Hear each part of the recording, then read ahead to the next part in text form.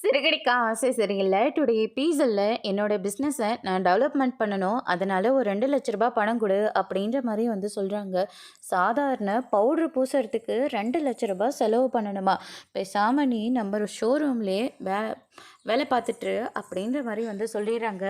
ஷோரூமில் பார்த்துட்டு இருந்தா என்னுடைய கனவெல்லாம் என்ன ஆகுறது? என்னுடைய வேலை என்ன ஆகுறது? அப்படின்னு சொல்லிட்டு கேட்கவும், அந்த சாதாரண பவுடர் பூசுறதுக்கு ₹2,00,000 செலவு பண்ணுறதுக்கு நம்ம ஷோரூமை டெவலப்மெண்ட் பண்ணால் கூட நிறைய அமௌண்ட் கிடைக்கும். பேசாமல் அதெல்லாம் விட்டுடு அப்படின்ற மாதிரி வந்து சொல்கிறாங்க. இன்னொரு தடவை என் ப்ரொஃபஷனலை பற்றி தப்பாக பேசினேன், அவ்வளோதான். நான் என்ன செய்வேன்னு எனக்கே தெரியாது. உனக்கு நீ செய்கிற பிஸ்னஸ் தான் உனக்கு வசதியாக இருக்கலாம், ஆனால் எனக்கு என்னோட பிஸ்னஸ் தான் எல்லாமே அப்படின்னு சொல்லிட்டு ரோகிணி வந்து சொல்லிடுறாங்க. பணம் கொடுக்க முடிஞ்சா கொடு, இல்லாட்டி கொடுக்காத போ. தேவையில்லாமல் என்னோட ப்ரொஃபஷனலை பற்றி தப்பாக பேசினேன், நடக்கிறதே வேறு அப்படின்னு சொல்லிட்டு ரோகிணி இருந்துட்டு கோவமாக அங்கேருந்து கிளம்புறாங்க. மனோஜ் இருந்துட்டு இப்போ நான் என்னத்தை தப்பாக சொல்லிட்டேன்னு சொல்லி இவ்வளோ கோவமாக கிளம்பி போகிற, சாதாரண பவுடர் பூசத்துக்கு எதுக்கு ₹2,00,000 செலவு பண்ணணும்னு கேட்டேன், இதில் என்ன தப்பு இருக்குது அப்படின்னு சொல்லிட்டு மனோஜ் வந்து கேட்டுட்ருக்காங்க. அதுக்கு அடுத்து தான் வந்து நம்ம மெயினாக இருக்காங்க. முத்து வர்றாரு. முத்து வந்த உடனே நீங்கள் எப்போ வரீங்கன்னு நானும் காத்துக்கிட்டு தான் இருந்தேன். ஒரு விஷயம் சொல்லணும், ஒரு சந்தோஷமான ஒரு விஷயம் சொல்லணும் அப்படின்ற மாதிரி வந்து சொல்கிறாங்க. ஓ, தொட்டிலுக்கு வேலை வந்துடுச்சு போல இருக்கே அப்படின்ற மாதிரி சொல்கிறாங்க. அதெல்லாம் ஒன்றும் கிடையாது, முதல்ல கையை எடுங்க சொல்கிறேன் அப்படின்னு சொல்லிட்டு மீனா வந்து சொல்கிறாங்க. அதுக்கடுத்து சரி மீனா, என்ன விஷயம்? கோகிலா மேடமை நான் பார்த்தேங்க, ஸ்ருதியோட ரெஸ்டாரண்ட்டுக்கு போனேன். அப்பா அவங்களுடைய ஃப்ரெண்டு கூட அவங்க வந்திருந்தாங்க. அவங்க பெரிய அப்பார்ட்மெண்ட் கட்டியிருக்காங்க, மொத்தம் 275 வீடு இருக்குது அப்படின்ற மாதிரி வந்து சொல்கிறாங்க. சரிம்மா, நம்ம ஒரு ரூம் கட்டுறதுக்கே படாத பாடுபடுறோம் அப்படின்னா அவங்க இவ்வளோ பெரிய ஆளுங்களாக இருப்பாங்க அப்படின்ற மாதிரி வந்து சொல்லிட்டு இருக்காங்க. அவங்களும் ஆரம்பத்தில் சின்னதாக இருந்ததாங்க இவ்வளோ பெருசாக வளர்ந்து வந்திருக்காங்க. அதனால் அவங்க எனக்கு ஒரு விஷயம் சொல்லியிருக்காங்க. என்ன விஷயம் அப்படின்னு சொல்லிட்டு கேட்கவும், அந்த 275 வீட்டுக்கும் பூ கொடுக்குற மாதிரி பேசியிருக்காங்கங்க அப்படின்ற மாதிரி வந்து சொல்லிடுறாங்க. பரவாயில்லையே, இதுலேயும் நல்ல வருமானம் கிடைக்கும் போல இருக்கே அப்படின்ற மாதிரி வந்து சொல்கிறாங்க.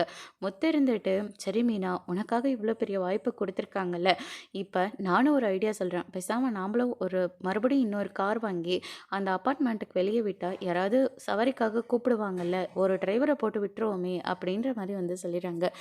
இந்த மாதிரி சம்பாதிச்சா நாமளும் ஒரு ரூம் இல்லை பெரிய வீடே கட்டிக்கலாம் அப்படின்னு சொல்லிட்டு நம்ம மீனா வந்து சொல்லிடுறாங்க. அதுக்கு அடுத்து தான் வந்து பார்த்திங்கன்னா சூப்பர் ஐடியா மீனா, ரொம்ப சந்தோஷம் அப்படின்னு சொல்லிட்டு முத்து வந்து சொல்லிடுறாங்க. அதுக்கு அடுத்து தான் வந்து பார்த்திங்கன்னா கொஞ்சம் கடுமையாக உழைக்க வேண்டியதாக இருக்கும் அப்படின்னு சொல்லிட்டு மீனா சொல்லவும், கொஞ்சம் என்ன, இந்த வயசில் உழைக்காம வேறு எந்த வயசில் உழைக்க சொல்கிற, கடுமையாக உழைப்போம், பெரிய ஆள் ஆகி காட்டுவோம் மீனா அப்படின்னு சொல்லிட்டு முத்து வந்து சொல்லிடுறாங்க.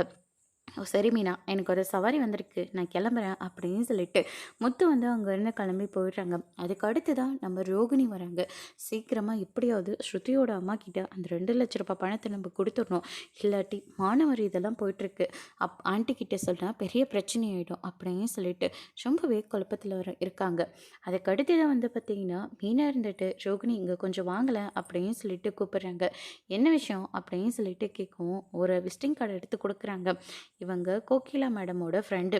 இவங்கள ஸ்ருதியோட ரெஸ்டாரண்ட்டில் தான் நான் பார்த்தேன். இவங்க எனக்கு 275 வீட்டுக்கும் இவங்க பெரிய அப்பார்ட்மெண்ட் கட்டியிருக்காங்க. அந்த வீட்டுக்கு எல்லாத்துக்கும் என்னை பூ கொடுக்க சொல்லியிருக்காங்க. நல்ல ஆர்டர் தானே அப்படின்ற மாதிரி வந்து சொல்லிடுறாங்க. ஆமாம், அவங்க அந்த 275 வீட்டுக்கும் வீட்டுக்கு தேவையான ஃப்ரிட்ஜு, வாஷிங் மிஷின், ஏசின்னு சொல்லிட்டு எல்லாத்தையுமே வாங்கி கொடுக்க போகிறாங்களாம். அதுக்கு ஒரு நல்ல இடத்த பார்த்துட்டு இருந்தாங்க. அப்போ தான் நான் சொன்னேன், நீங்கள் உங்கள் வீட்டுக்கார கடை வச்சுருக்காருல்ல, அதை தான் நான் சொன்னேன், நீங்கள் போய் அவங்கள பாருங்கள், ஒரு நல்ல விலைக்கு அவங்களுக்கு அந்த பொருளெல்லாம் கொடுங்க அப்படின்ற மாதிரி சொல்கிறாங்க. மீனா, உண்மையாவா சொல்கிறீங்க? உண்மையாக தான் சொல்கிற ரோகிணி அப்படின்ற மாதிரி வந்து சொல்லிடுறாங்க. நீங்கள் எங்களுக்கு எவ்வளோ பெரிய உதவி பண்ணியிருக்கீங்க தெரியுமா? ஆனால் இன்னொரு விஷயம் மீனா, இந்த விஷயத்த நீங்கள் சொன்னதா வீட்டில் யார்கிட்டையும் சொல்லிக்க வேண்டாம். ஏன்னா ஆன்ட்டி என் மேலே கோவமாக இருக்காங்க. அதனால் அவங்க கோவம் தள்ளினா நான் ஏதாச்சும் ஒன்று பண்ணணும். அதனால் நீங்கள் இந்த ஆர்டரை கொடுத்த மாதிரி நீங்கள் சொல்லிக்காதீங்க. நான் அவர்கிட்ட கூட இந்த விஷயத்த சொல்ல மாட்டேன். நீங்கள் போய் பார்த்துக்கோங்க அப்படின்ற மாதிரி மீனா வந்து சொல்லிடுறாங்க. அதுக்கடுத்து தான் ரோகிணி ரொம்பவே சந்தோஷமாக அவங்கள பார்க்குறதுக்காக போகிறாங்க. நீங்கள் ரோகிணி தானே, மேக்கப் ஆர்டிஸ்ட் தானே அப்படின்ற மாதிரி சொல்கிறாங்க. உங்களுக்கு கூட நான் மெஹந்தி போட்டிருக்கேன், மேக்கப்பும் போட்டிருக்கேன் அப்படின்ற மாதிரி ரோகிணி வந்து சொல்லிடுறாங்க. மீனா உங்களுக்கு ரிலேஷனா? ஆமாங்க. அப்படின்ற மாரி சொல்றாங்க. சரி, நாங்க நேரடியா கூட இந்த பொருள் எல்லாத்தையும் வாங்கியிருக்கலாம். ஆனா, நாங்க ஏற்கனவே சின்ன சின்னதா இருந்து தான் இப்ப இவ்ளோ பெருசா வளர்ந்து வந்திருக்கோம். அதனால உங்கள மாரி ஒரு ஆளுங்களுக்கு குடுத்தா, நீங்களும் ஒரு டெவலப்மெண்ட் ஆகுவீங்கல்ல. அதனால தான் இந்த பொருள உங்ககிட்ட இருந்து நான் வாங்குறேங்க. கடையில என்ன விலையோ, நாங்க வாங்குற இடத்துல என்ன விலை வாங்குவோங்களோ, அந்த விலையில பார்த்து குடுத்துருங்க. அப்படின்ற மாரி வந்து சொல்றாங்க. நீங்க பார்க்க முடியாத பிரைஸ்ல நாங்க கண்டிப்பா குடுப்போம். நாங்க கண்டிப்பா பெஸ்ட்டாவே குடுப்போம். அப்படின்ற மாரி ரோகிணி வந்து சொல்லிறாங்க. சரிங்க. நாங்க எப்ப என்ன ஏதுன்னு சொல்றோம், அப்ப எடுத்துட்டு வந்து எல்லாத்தையும் டெலிவரி பண்ணிடுங்க. அப்படின்ற மாரி சொல்லிறாங்க. ரொம்ப தேங்க்ஸ் மேடம் அப்படின்னு சொல்லிட்டு ரோகிணி இருந்துட்டு அங்கேருந்து கிளம்புறாங்க. ரொம்பவே சந்தோஷமா மனோஜ் கிட்ட வந்து ஸ்வீட் முதல்ல குடுக்குறாங்க. ரொம்ப சந்தோஷமான ஒரு விஷயம். என் வாழ்க்கையில இந்த மாரி நான் சந்தோஷம் பட்டதே கிடையாது அப்படின்ற மாரி சொல்றாங்க. ஓ! அப்படின்னா என்ன அப்பாவாக்கிட்டியா? அப்படின்னு சொல்லிட்டு மனோஜ் வந்து கேட்கவும், அதுக்கடுத்து தான் சந்தோஷ் இருந்துட்டு, கங்ராச்சுலேஷன்டா அப்படின்ற மாரி வந்து சொல்லிடுறாங்க. ஷோரூமில் இருக்கிற மொத்த பேரையும் கூப்பிட்டு ஸ்வீட்டெல்லாம் கொடுத்து, மனோஜ் வந்து அப்பாவாயிட்டாரு அப்படின்ற மாரி வந்து சொல்லிடுறாங்க. ஐயோ! அப்படிலாம் ஒன்றும் கிடையாது. நமக்கு பெரிய டீல் ஒன்று கிடைச்சிருக்கு அப்படின்ற மாரி சொல்கிறாங்க. என்ன எனக்கு தெரிஞ்சவங்க 275 அப்பார்ட்மெண்ட் கட்டியிருக்காங்க. அந்த வீட்டுக்கு எல்லாத்துக்குமே அ நம்ம ஷோரூமில் இருக்கிற மொத்த பொருளையும் கொடுக்க சொல்லியிருக்காங்க அப்படின்ற மாதிரி வந்து சொல்லிடுறாங்க. என்ன ரோகிணி சொல்கிற? ஆமாம், நான் அவங்களுக்கு நிறைய மேக்கப்லாம் போட்டு விட்டுருக்கேன். அவங்க வீட்டு ஃபங்க்ஷனுக்கும் நான் போயிருக்கேன். அவங்க தான் என்னை பார்த்து இந்த விசிட்டிங் கார்டை கொடுத்து போய் பார்க்க சொன்னாங்க. பார்த்தா 275 வீடு, மொத்த வீட்டுக்கும் டிவி, ஃப்ரிட்ஜு, வாஷிங் மிஷினு இப்படி எல்லா பொருளையும் கேட்டிருக்காங்க அப்படின்ற மாதிரி வந்து சொல்லிடுறாங்க. மனோஜ் வந்து இதை கேட்டோன்னே ரொம்பவே சந்தோஷப்படுறாங்க. இது எவ்வளோ பெரிய வாய்ப்பு தெரியுமா நமக்கு அப்படின்ற மாதிரி வந்து சொல்லிடுறாங்க.